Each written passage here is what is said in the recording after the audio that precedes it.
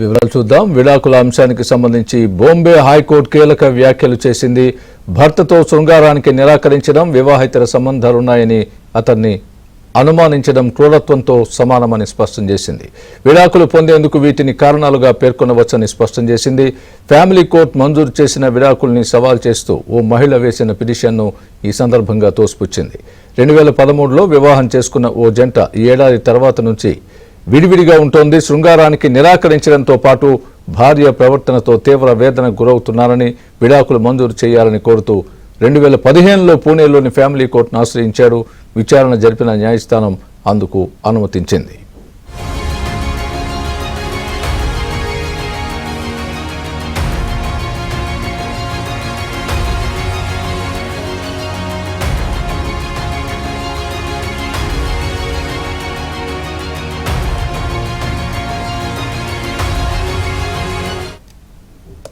విడాకులకు అనుమతినిస్తూ family court ఇచ్చిన ఆదేశాలను సవాల్ చేస్తూ మహిళ బాంబే హైకోర్టును ఆశ్రయించింది. తనకు నెలకు 1,00,000 భరణం చెల్లించాలని విజ్ఞప్తి చేసింది.